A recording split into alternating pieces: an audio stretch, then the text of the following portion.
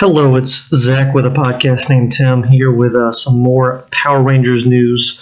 Actually, a follow-up to a video we had done a week ago. Time flies during 2020. And I'll put a card right over here regarding that video. It was the announcement of Jonathan Entwistle to be directing and shepherding the Power Rangers Shared Universe movie and TV. Well, we have some follow-up news about the Shared Universe.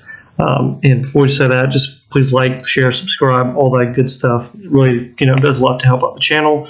Working on growing, I need to know, what kind of content do you like? Do you like new stuff? Do you like our Power Ranger reviews of Beast Morphers and etc.? But the big thing is the news. Two bits of news to get to. One about the writer that has been announced for the Power Rangers movie, and another one about what this shared universe might look like. So the writer that has been announced is named Brian Edward Hill, and if you're not familiar with him, I'm not, but a lot of people might be. He is one of the writers for the Titans CW show, and I was looking through his IMDb page, and just to see, because I was like, I had never heard of him, and he has a couple of interesting credits here, and the reason I say interesting is they're not shows that I would typically associate with Power Rangers as far as their level of maturity. His last couple of shows he's been associated with: Ash vs. the Evil Dead, which I believe has an MA rating, and Titans, which also has an MA rating.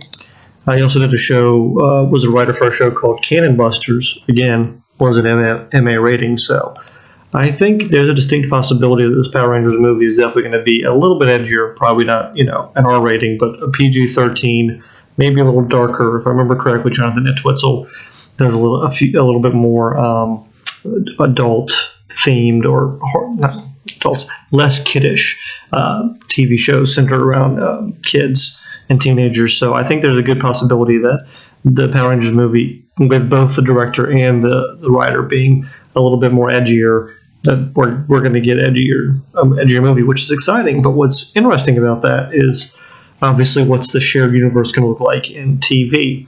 Well, Hasbro had a finance call about a day ago, and they gave us some enlightenment to this. It says Jonathan, be handling the development of both live-action television around Power Rangers, in addition to the kids-oriented TV show that's in its 27th season. We'll also be filming a live-action film. So that says we're getting a movie, which is going to be, broodier. Sounds like we're going to get the normal Power Rangers show that we always get, and we're going to get another live-action Power Rangers show. There's also some rumors about an animated show. So maybe they're going to try to hit every demographic. If you look at Star Wars and Marvel, what they do, they kind of try and make, which it looks like that's what they're trying to copy with some of the shared universe stuff. They'll make, a kids animated show. They'll make, The Mandalorian, which is a little bit more adult themed, and then you have different properties and different TV shows and ways to reach at different audiences, because then you're reaching old school fans, and maybe you're obviously a little older. You reach your middle age kids, and then you reach the younger kids. So I think it's possible we're going to see a variety of different type of shows with different flavor, but it's exciting. We're going to be getting a lot of Power Rangers, which is great for us Power Ranger fans. And that's pretty much it. Just I'll link below the Dead Zone article and an article regarding with a transcript of the conference call if you want to check a look at some of their other properties that they have going on and some of their other comments on Power Rangers. But that's pretty much the big news for today. If anything else drops around the movies or what this show is going to look like or anything about Dino Fury, we'll be definitely be letting you all know. Again, smash that like button, thumbs up, and we'll see you next time here on a podcast named Tim.